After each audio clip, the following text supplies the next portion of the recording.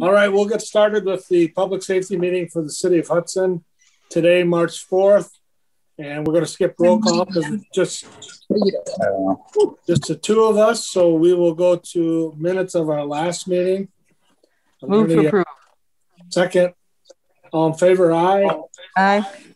All opposed, thank you. Somebody's got some back talk coming, I think Dean maybe. Sorry about that. Okay. Number 4, discussion possible action on the speed hump policy.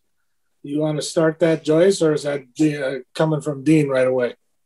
Dean, did you have anything you wanted to start with? I'm getting a restricted access on my agenda notes, so now I've got to go into my other copy of it. Okay. I can start if you want, but Dean, will you want to hold off for a second first? Let's take care of Buck Malik there, or Clarence, if you will. And if you don't mind, Joyce, move him to the top so he doesn't have to listen to our wonderful meeting. Oh, come on. Buck likes watching all these things. Don't you, Buck? You're on mute. Okay, yeah, that's fine. So number 6? Yeah, Buck, you're on mute.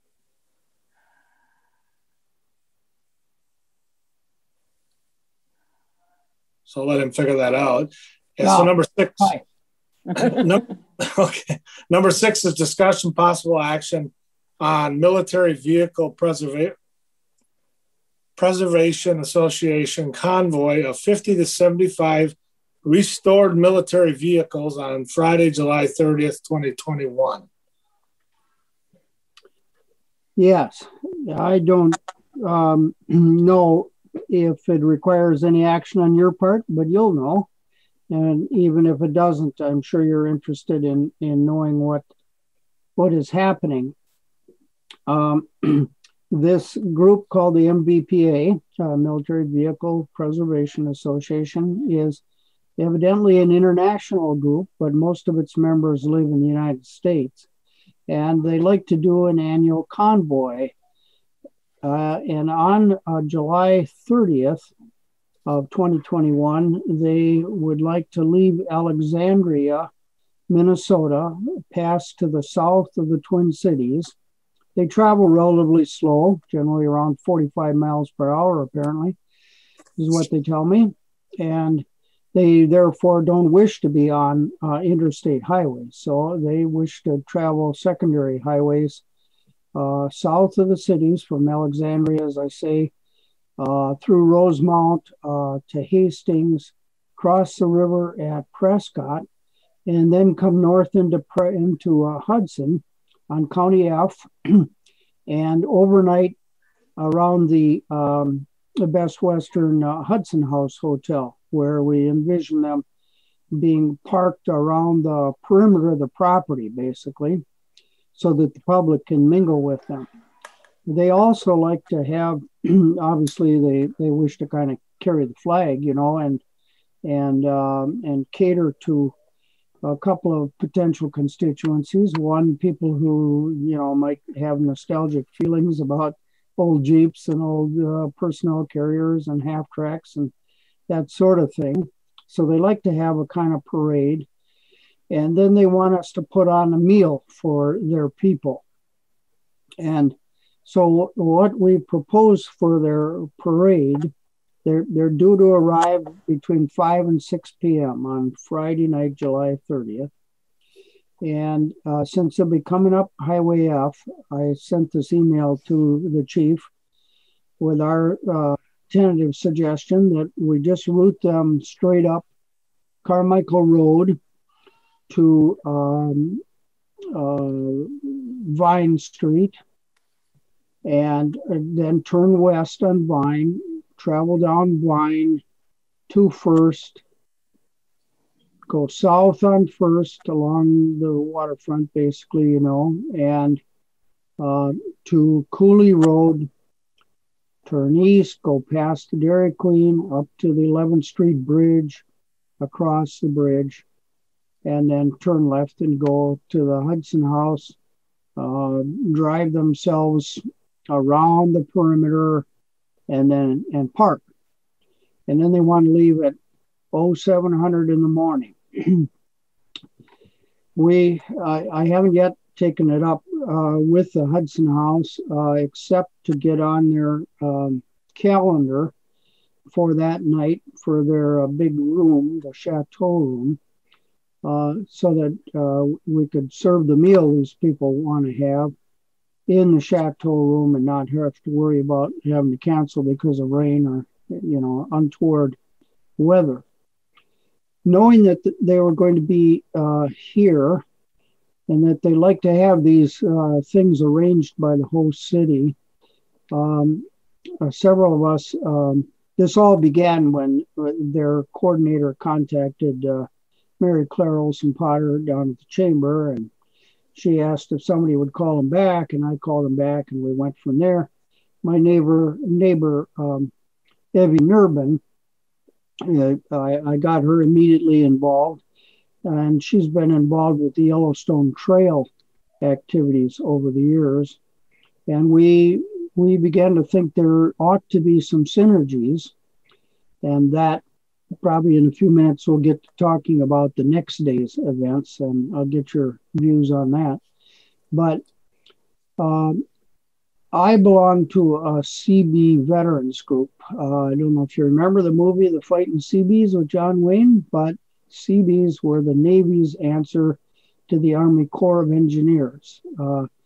And so construction battalions, CBs, have veterans, and I've been a member for several years now of a veterans organization, and they like to have a pig roast once a year. And so we are tentatively planning on putting on a pig roast there at the Hudson House. And with that way, we would be able to provide the meal that the MVPA convoy people want.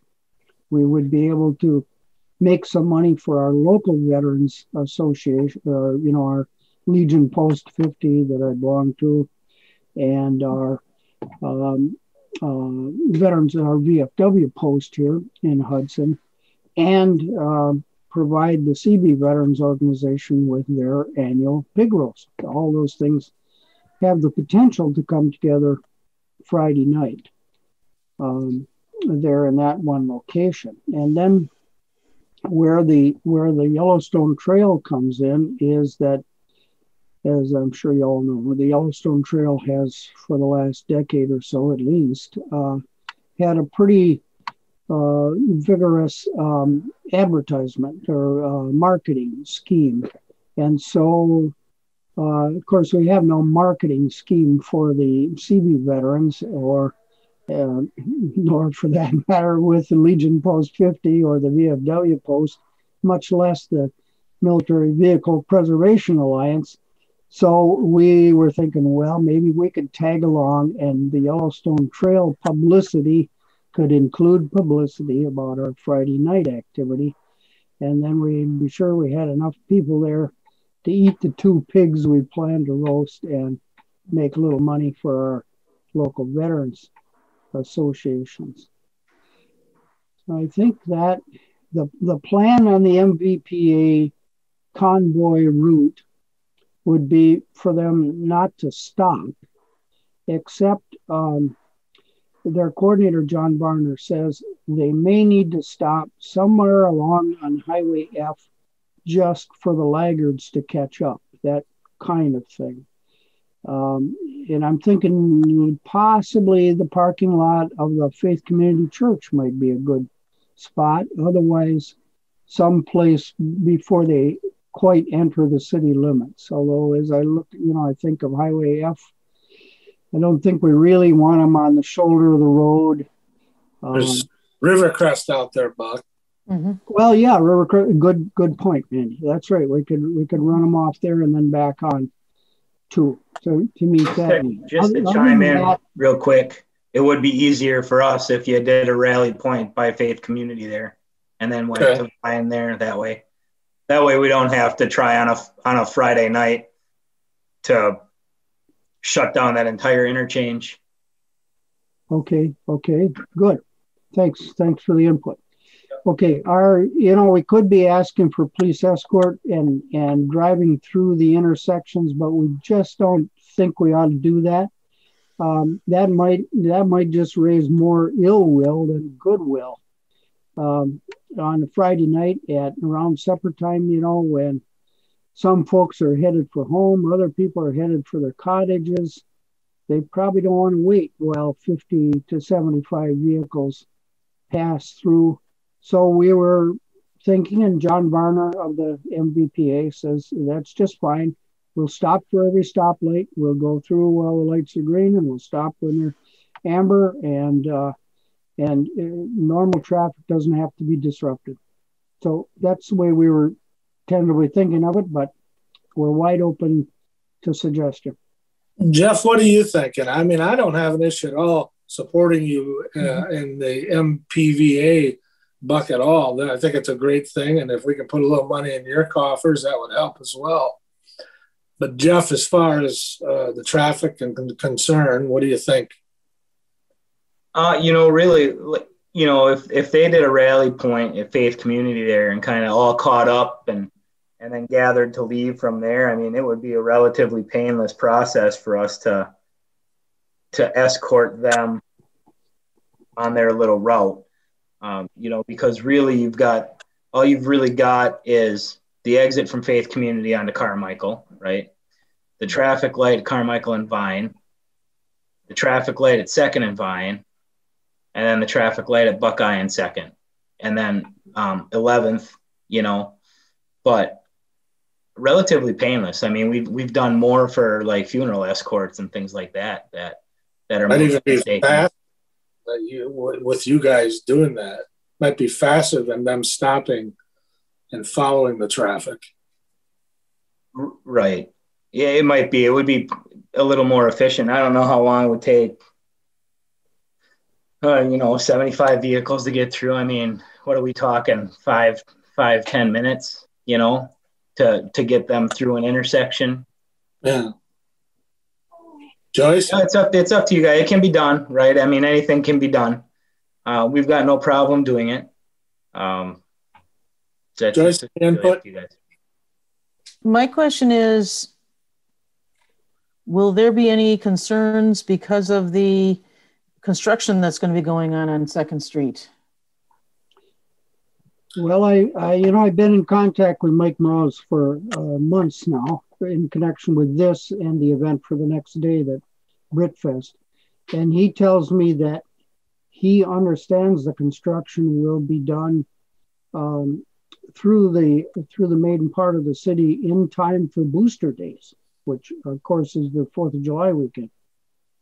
If so, then we've got a 3-week slack in there for the contractor to fall behind or have a deluge of rain and slow down the construction. That's all I know about it, Joyce. If I may. Oh, sorry. Go ahead. Just a little bit of an update on that project. The state is still planning on getting the downtown work done by July 4th. I'm a little worried that with the condensed schedule, it might not happen, but by July 30th, 31st, I think they should be done and out of there.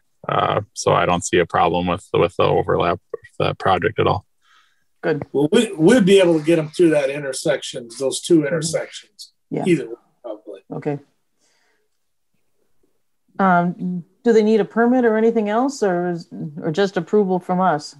I think it's just us and the safety of it all, and I think it's more than it's safe. As far as I'm concerned. Mm-hmm. So I'll move we approve it. I'll second. A blessing on you and the driver's buck. Is there any further discussion or concerns, Jeff? No? All in favor? I was just going to say one thing. If the mayor wants to ride along in one of the vehicles, or any of you, maybe we could, arrange it that you show up at whatever that rally point is at Faith Community's parking lot, and you can leave your vehicle there or something, and hop in the shotgun seat of an old Jeep or something if you have any interest in that. Well, if you got a tank or a deuce and a half, I'll be there. Well, What are you going to be driving, Buck? Oh, I'd probably be driving my MGB if the weather's good, or else my 2009 Wrangler Jeep type vehicle if the weather's not good.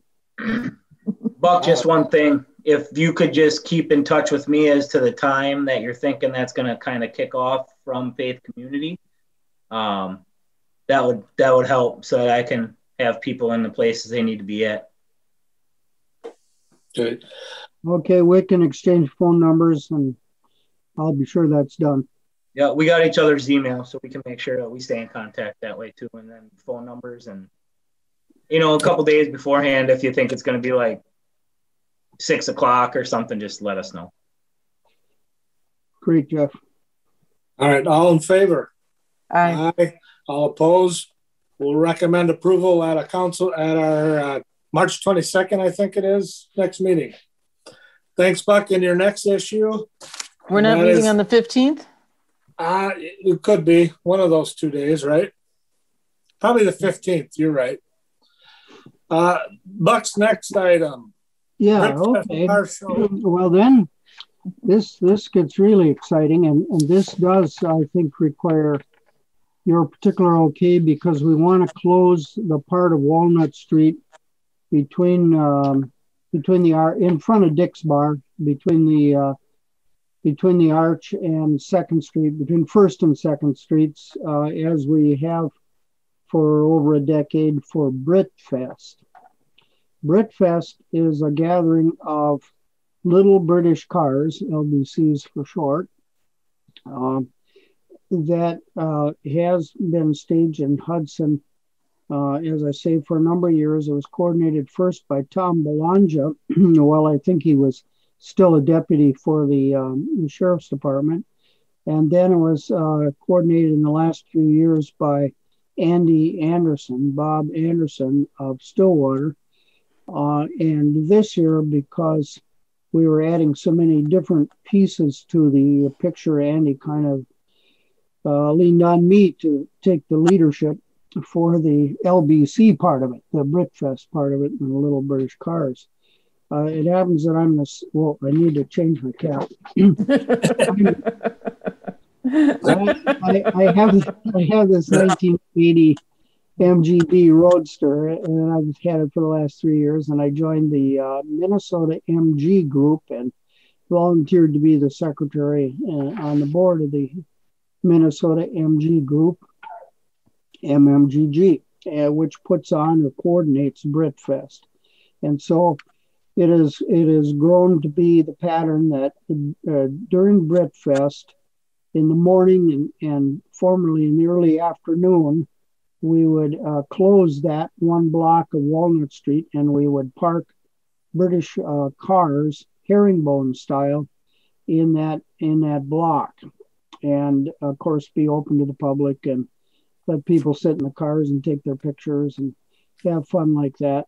And we'd associate ourselves with some sort of a charity. This year, I've chosen Youth Action Hudson.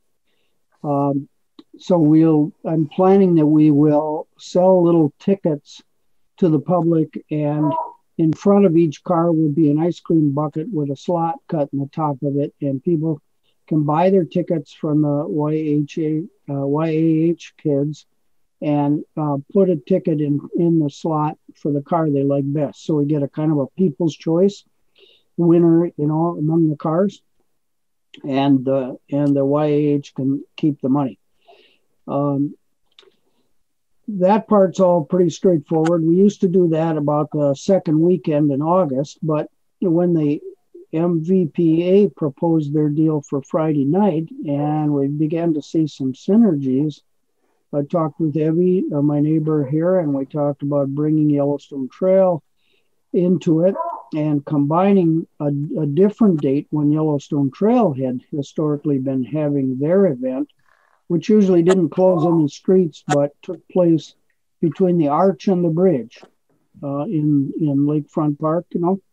They typically have no more than 24, call them collector cars, all kinds of different makes and models and ages. And from hot rods to other things, and they like to display them out there. This year, Mike Mroz says, "Oh, that's fine, but please don't park them on my pretty new concrete." He's afraid they'll drip oil. Can you believe that? So we'll park them on the grass instead. No problem, just fine. So that's all going along pretty well. And then Mary Claire Olson Potter gets another call, and the Twin Cities Model A Ford Club, which claims to have about 250 members. They say, and there's a member who used to live in the Hudson area, Scott Huberty, and he said, "Well, gee, could we be a part of Yellowstone Trail in Hudson?" And so we are opening it up to them. The MMGG has about 120 members, and we usually produce about 40 cars there on Walnut Street. So that's what I'm expecting from them.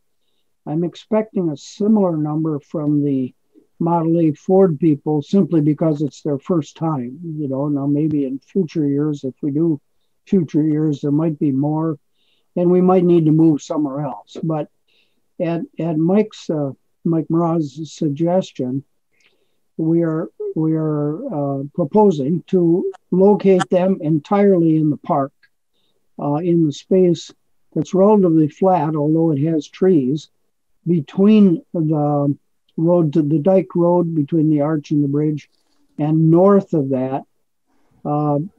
Pretty clearly, they could all fit in and still stay well south of the bandshell, if you will, or the sidewalk that kind of rings the area where we sit when we're listening to a concert at the bandshell. So what we propose is to, with the chief's blessing and renting the equipment from the Public Works Department, is to close Walnut Street and shut down 16 parking meters there, as we've always done, or at least as long as anybody can remember, and 3 spaces on First Street, on the west side of First Street, and immediately south of the arch, and put Model A Fords in those 3 spaces to catch the eye of passersby, but then put all the rest of the Model A Fords in the park between, as I say, the road to the dike, where the Yellowstone Trail people will be on either side, and the sidewalk of the bandshell that's the south curving loop there. And then as to the timing, we're thinking of being open to and we have a meeting on Monday. Some of these details are not yet firm, but we're thinking being open to the public at either 9 or 10 a.m. and closing down and moving out at either noon or 1. The Yellowstone Trail likes to have a so-called polka run, where people can stop between Hudson and Baldwin in past, they've used the public libraries. I think there's 4 of them, if I remember right, and at 3 or 4 restaurants / bars, sprinkled out along Highway 12 between Hudson and Baldwin. And so we'd like to encourage all these people with their old cars, the Model A's, the Yellowstone Trail, and the and the little British cars, to get out and drive that and enter into the polka run, which traditionally they have the drawing for the prizes at 4 p.m. Oh, and the Octagon House wants to do things also. They have in the past, but they would like us to have one old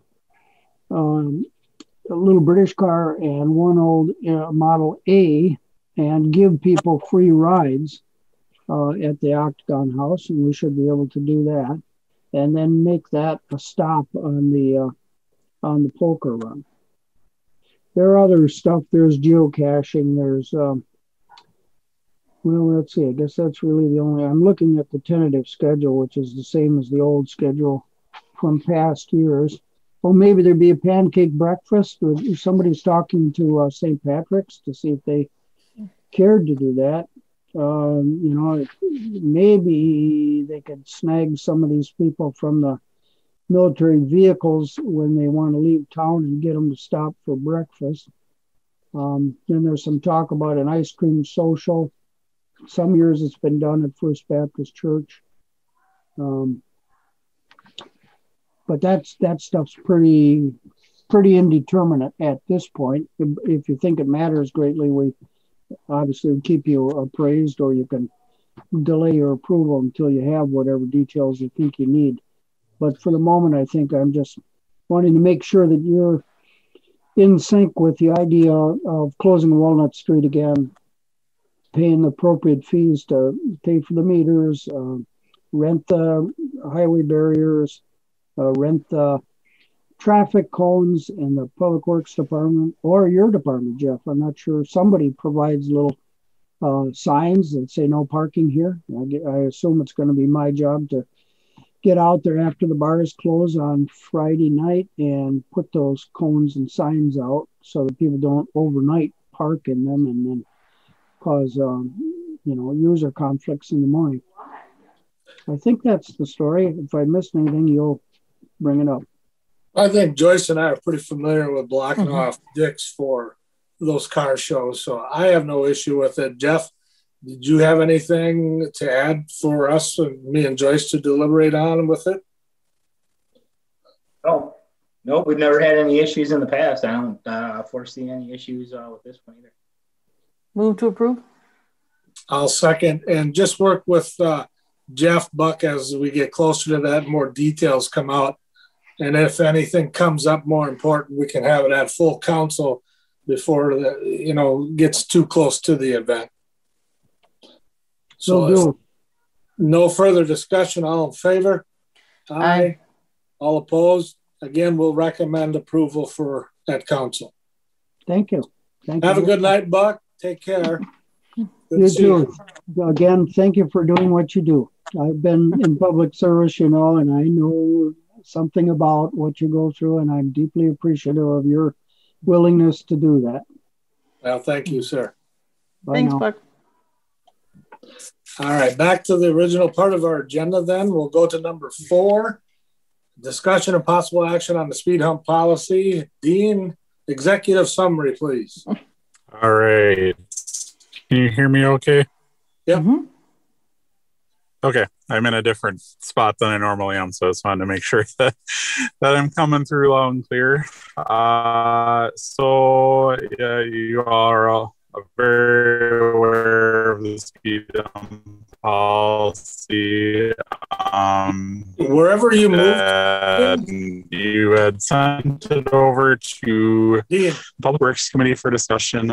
They discussed it. I'm sorry? Yeah. Wherever you move to, your sound is broken up. Oh, weird. Sorry, I'm actually doing this from my car because I'm about to go to a church meeting after this. Sorry. Can you hear me okay now? Yes. Right now, yeah. Okay. All right. Hopefully this will still work. Okay. So Public Works Committee discussed the speed hump policy in November, and they referred the issue back to Public Safety Committee with the comment and suggestion to kind of incorporate this into a broader public safety, traffic safety toolbox, which we've kind of briefly discussed at a previous meeting, kind of putting together. And that's kind of where they wanted to see this as one possible option in the kit of things to try for public safety issues. So that's where they're at with it. And they didn't necessarily have any problems with the policy in of itself, apart from what I just said. So I guess the action would be to, talk about whether the speed up policy should be forwarded to City Council as a standalone policy, or whether it should be incorporated into this, what I'm calling traffic safety toolbox. And if so, what other items should we be including in such a toolbox? Okay, thank you. Joyce, I would like your opinion because at this point, after reading it and watching the meeting, I don't like the fact Public Works is trying to dictate what we're doing at safety level. Mm-hmm. And I would like to see this as a standalone, and I'm not convinced we need some kind of toolbox. Well, I think that a toolbox is probably a good idea to look into and see what they come up with. But I would like to get the speed hump policy sent to City Council as a standalone policy, and it can be incorporated into that toolbox as the toolbox is developed. Maybe. Okay. So anyway, I would also like to remove from the speed hump policy the responsibility for cost for construction of speed humps. They're asking neighborhoods to pay for the speed humps, and that I think that there are some real issues there. So, for example, what about a neighborhood where there are some apartment buildings where there are a lot of renters? It really isn't going to be feasible for the renters to pay for it. And I would be surprised if the apartment owners would want to pay for them because they may not live there. Well, they just pass the cost on to the renters. Yes, right. I just think that this should be a city expense. And that we should probably plan on using temporary speed humps until we can get until the road is actually reconstructed. A big part of why I support this is because we obviously have a speeding issue in Hudson. Mm-hmm. Yeah. And we only have so many officers during any particular time of the day to enforce it. I believe they've done their good job and they continue to follow it, but we need to slow people down. Jeff, do you have an opinion on this?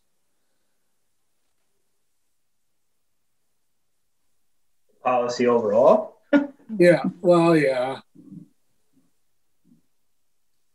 Yeah, I'm with you. We need to slow people down.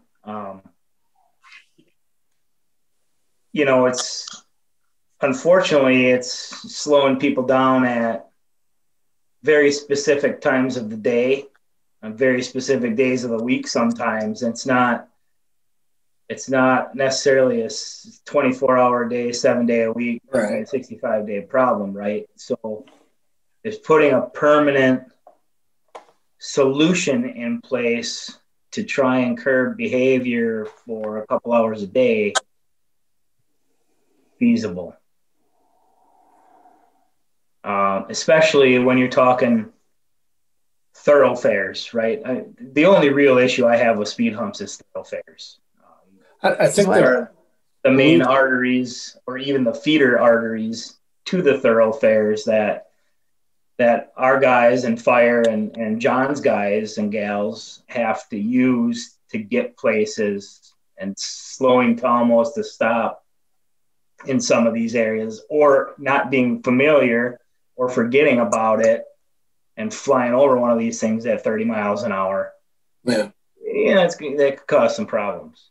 So, I mean, that's my only take is that they'd have to be carefully placed. Well, and there would be a sign associated with it to warn that there is a speed hump ahead. Well, and I think every one of where we get requests from the neighborhood or whoever, it should come to council or this meeting before we just throw them out there. I mean, I can actually really see your concern, and you, Scott St. Martin and John, most of your folks might be a little unfamiliar with Hudson and where we put these things. But you're right. The other thing too, Randy, if I could, before I forget about it for the 50th time, I think it's really important that before you do something like that, you really pull the neighborhood that this is going to go in.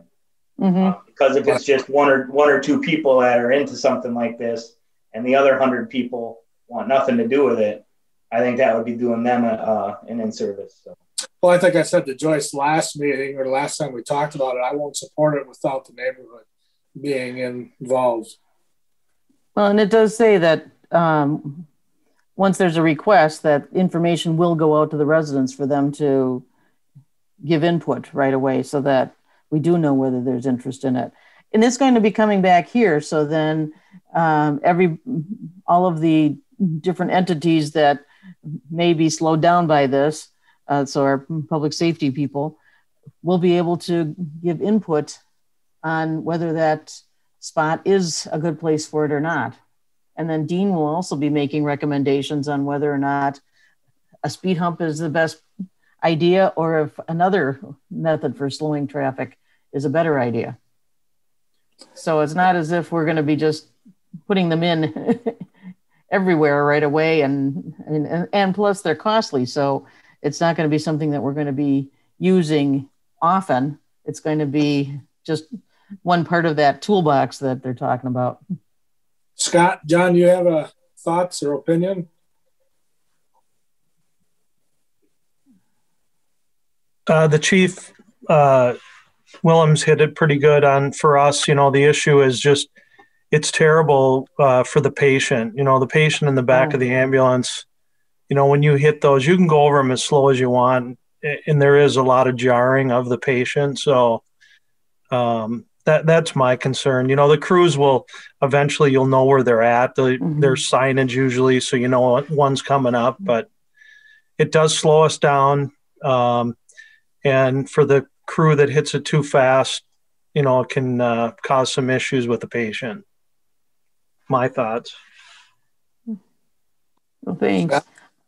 I think that when we're not going to, we'd be putting them in probably one at a time. So then you'd be able to give information to your crews right away to let them know that they need to avoid those spots. That's not necessarily always as easy. Right. Go ahead. I know. Yeah. I mean, I share the same sentiments as both the other chiefs. I think we just have to look at, make sure, it's going to work for everybody in the city. And I mean, fortunately we're in a spot where we have, Dean on board, who really, we kind of respect his opinion and expertise in a lot of this. I appreciate all the citizens, of course, too, but I think we have to also look at what's the best practice out there, engineering and across the country, and what's going to work. So, we'll deal with whatever. We want the citizens safe, absolutely, but I think we also have to share the sentiments and from staff on what they think is best also. So that's where I'm coming from. Dan? Yeah, thanks for that, Scott. I appreciate it. There are, caveats in this policy for some streets that are not eligible for a lot of the various reasons that you guys talked about. Particularly, we wouldn't want to put them on streets that are signed for 40 miles per hour, because that doesn't work very well. We don't want to put them on routes that you guys are often putting ambulances down or something like that. So not Carmichael Road, not Vine Street, not, probably not streets you would think of as like arterials, that kind of thing. So, and yeah, like everybody was saying, as these are proposed, we'll talk about each one and how it fits into the fabric of the street system and the neighborhood, and yay or nay on each one. So yeah, you guys will definitely have the opportunity to discuss each time. So. Okay, I'll make the motion that we approve this and send it to council after removing the information about paying for that by the citizens. Well, I'll second to move it to full discussion. And I'm not saying I'm supporting it yet, but I want more opinions from other council members. So it's not unusual, Joyce, that we have made people pay for things in certain neighborhoods in the past. Now, it's just something to be talked about. Okay. I don't think we should take it out yet, but maybe at council if it goes that way. Okay. All right. I will. I'll amend my motion to just forward it to council. And I will second again on that. Any further discussion? Seeing none, all in favor? Aye. All opposed? We'll talk about it later. Thank you. Dean, since we got to get you to the church meeting here, let's talk about the sign policy quickly. Well, we got to talk about that traffic safety toolbox that is on the issue sheet. That's not on the issue sheet. It's on It's the a issue part sheet. of that speed hump policy agenda item.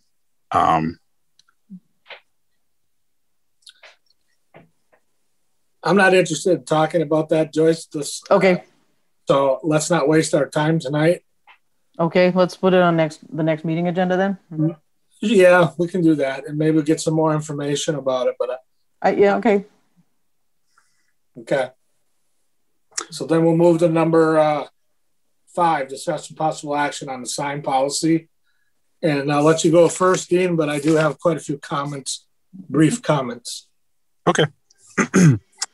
Public Works Committee directed staff to create a sign request policy to provide a clear, whenever we get a request for a sign, whether it be from the public at large or a committee, that we have a process that we're going through so that we're fair to everybody who's requesting it.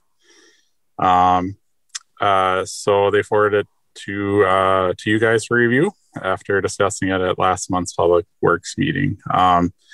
So I'm just going to bring it up here. So essentially the policy, there's background, we're not going to put signs in that don't follow the rules, so to speak, in the MUTCD, which is the state and federal standards for placement of signs. Talked about, restrictions related to specific signs that studies have shown to not be very effective in dealing with the things they're supposed to be warning of or restricting. Those are some examples are in there, and then the biggest thing is the procedure part. And so just identifying, where the request goes. And so first the thing would be that when we get a request from whoever, myself and the Public Works Director will just do a cursory review of the applicability of each sign request. If they obviously violate any conditions of the policy, any standards within the MUTCD, or create a safety hazard, that we'll say not recommended, and we'll contact the requester and provide the reasons why staff doesn't recommend the sign. If that is not the case, then we'll go through a process of doing a more full engineering study to make sure that maybe the sign is the right answer for the problem that's underlying the placement of the sign, or maybe further discussion or analysis is warranted. Maybe a different alternative would be a better option for the issue at hand. And so staff will kind of talk about that, and then it'll go to the appropriate committees. So any sign request that is dealing with a safety issue would come to this committee for discussion, and any sign request that would be proposed to be paid for out of Public Works operating or capital budgets, we would want the Public Works Committee to weigh in on that, because it's the Public Works Committee's budget that would be coming out of, unless there is a specific public safety budget it comes out of or something like that. But anyway, so if the committees approve, it goes to council. Hopefully that would just be kind of a rubber stamp and it'll get done. So sounds like Randy had some questions and concerns. Anybody else have any questions and concerns too? Let me start. I'll just say what I've highlighted on the street sign request.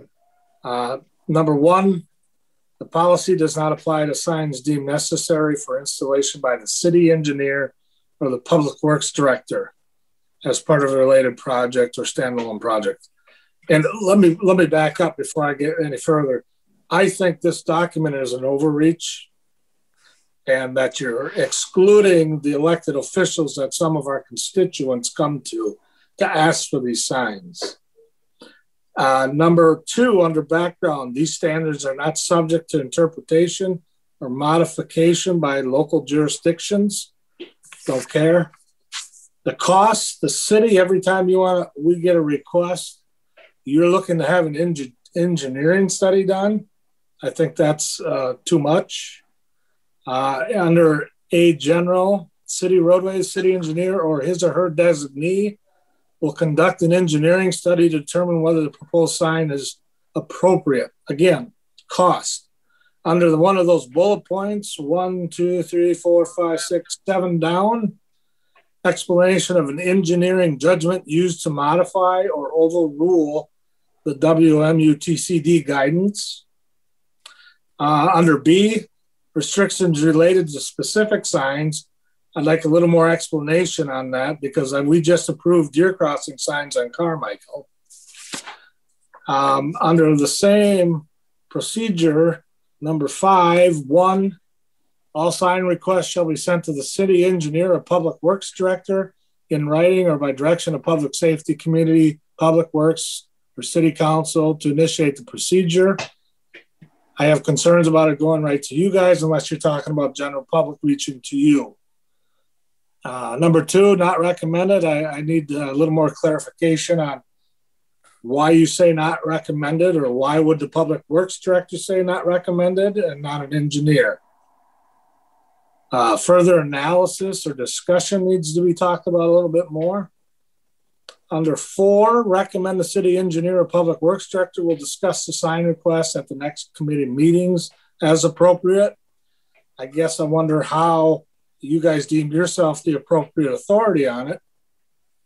For any sign request related to existing or potential public safety concerns, requests must be discussed and approved by this committee.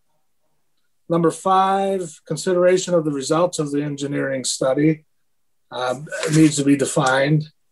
And that's it. Joyce, did you have any questions? I think you covered things there. When you say engineering study, what does that entail? Yeah, so an engineering study, it can be it kind of depends on the situation. So it can be, for street signs, it's probably not going to be very elaborate. It's probably going to be something that we do in-house to, put together a little report talking about the sign request, what we believe is the safety issue behind it, or if that's appropriate or whatever. And then do we agree that this is the most effective and, whatever. So similar to what you've been writing up for recent requests for four-way stops and. Right. Yep. Like Yep. Mm-hmm. But this mirrors a lot of what was in the stop and yield sign policy. You'll probably see a lot of the same things in there. So. Well, Dean, were you able to jot down any of my questions? Or do you have in front of you since you're in your car?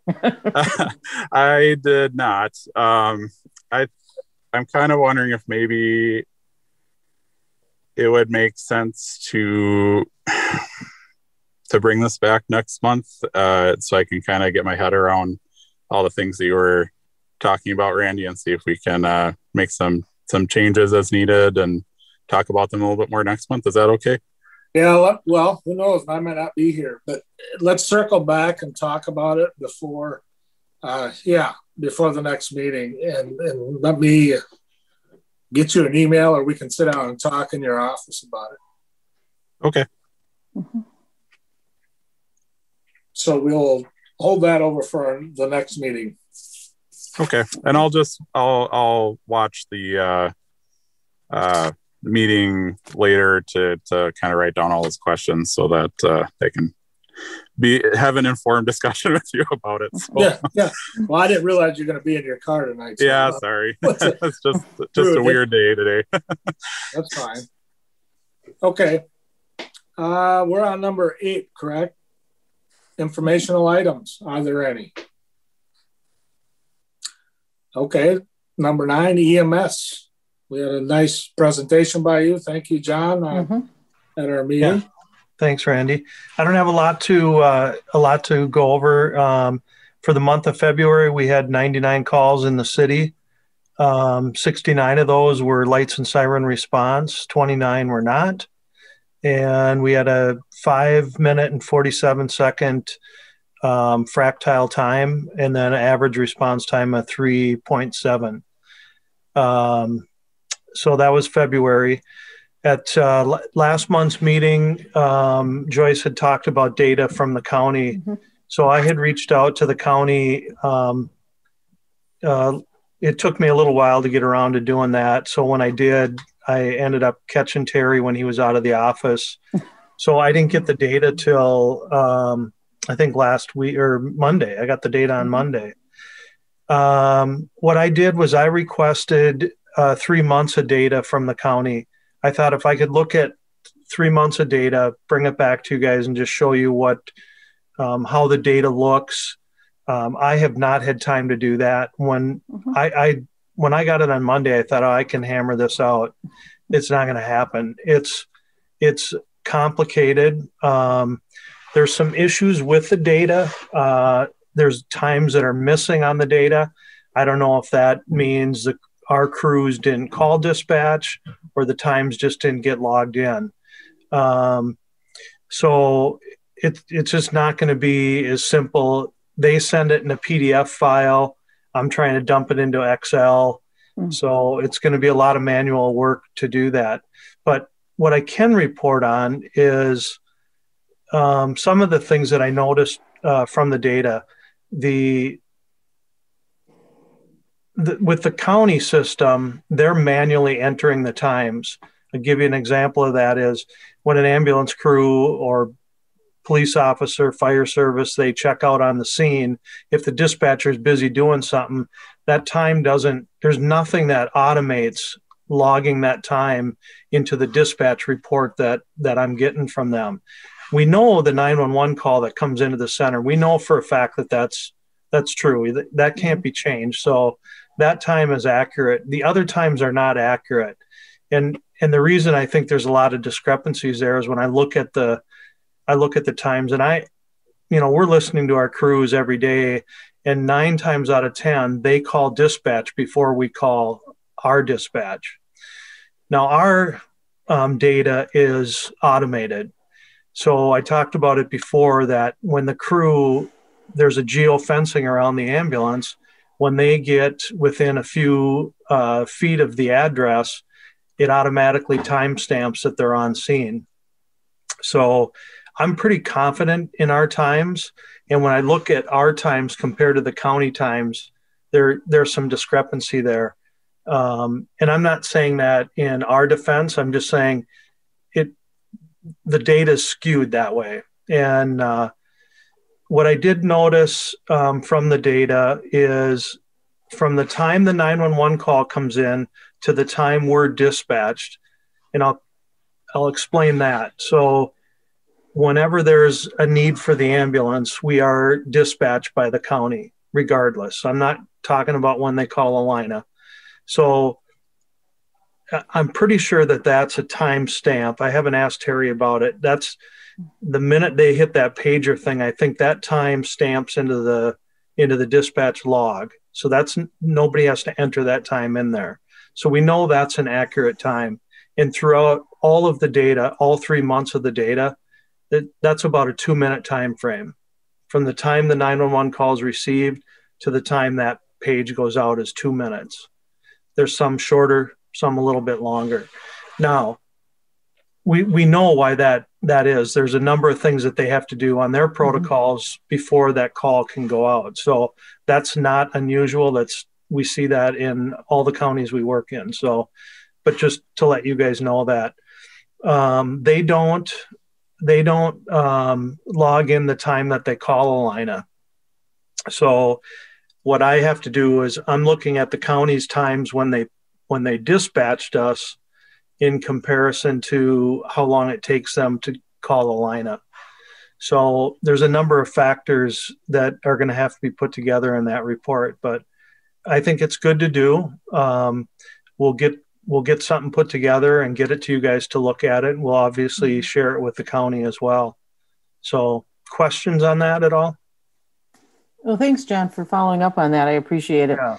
One question I've got is, all right, so then you've got data from the county, but then do you have to also put it together with the Alina data, or is the Alina data in there as well?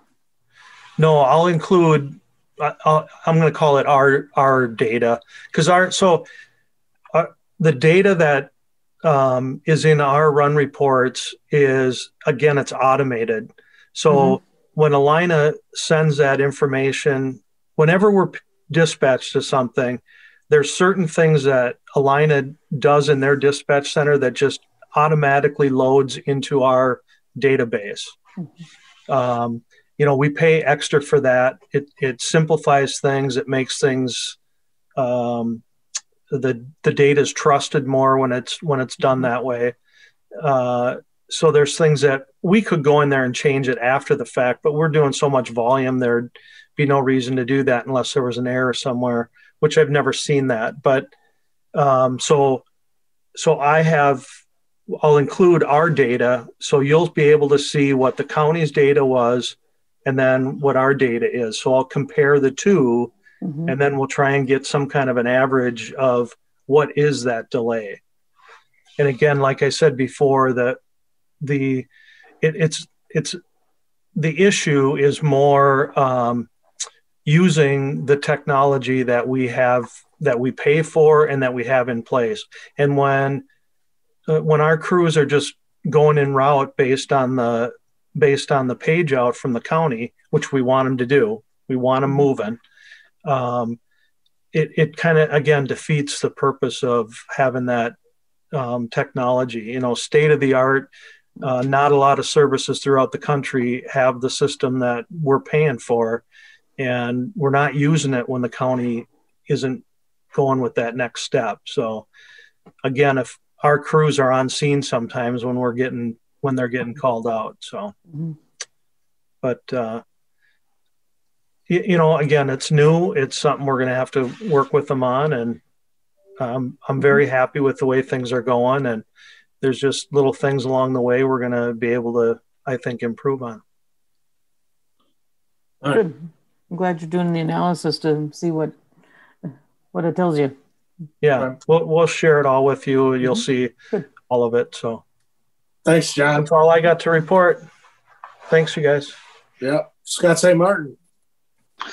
We've been really busy again today. We had a big house fire, caught a couple houses on fire. Luckily, no one was injured. Over the last several months, we've had 4 sprinkler saves, which means a commercial building fire starts, sprinkler, for all effective purposes, puts out the fire, which is really good. Kind of unheard of, those numbers, especially for a city our size.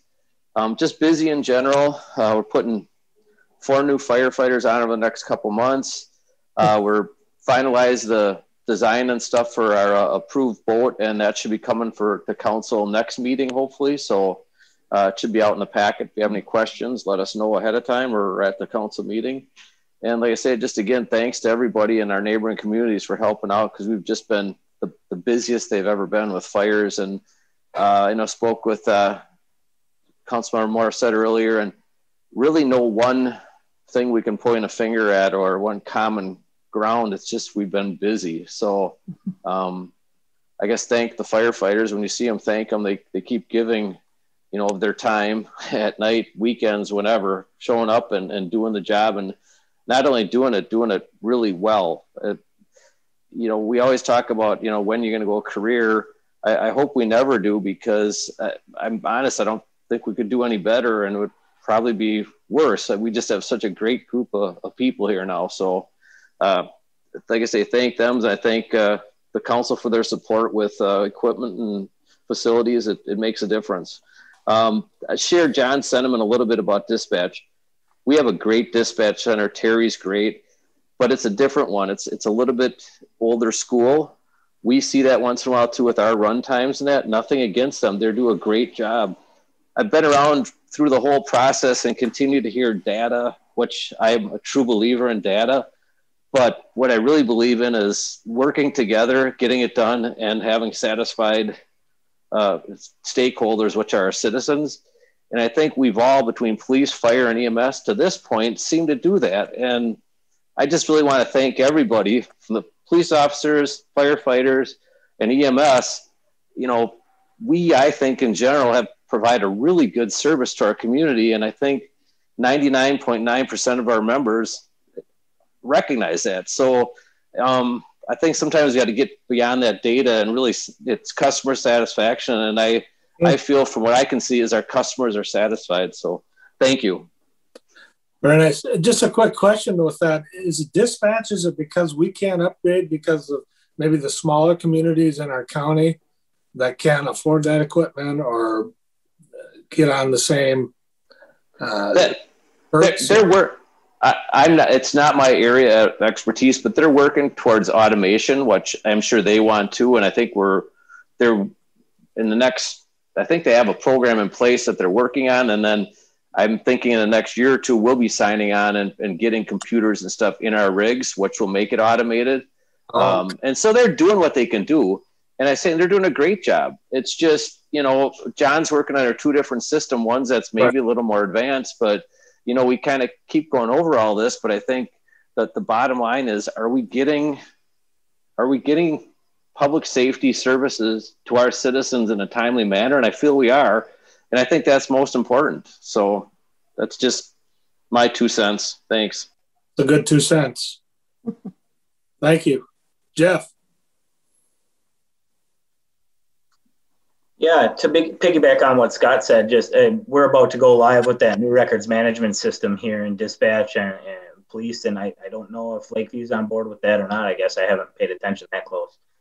But it's a new records management system, a new CAD dispatch system that geolocates where certain units are and dispatches those units that are closest. And I mean, it's going to be a whirlwind of efficiency, I think, for everybody once we go live with that. And we'll be looking at that here in the next couple of months, going live with it. So that, I think, Scott's right. They are trying to get with the times, but, St. Croix County, is trying to climb out of being a little bit more rural, right? And then having some growing pains here and trying to get the equipment needs and everything else up to speed with what the expectations are. And it's coming.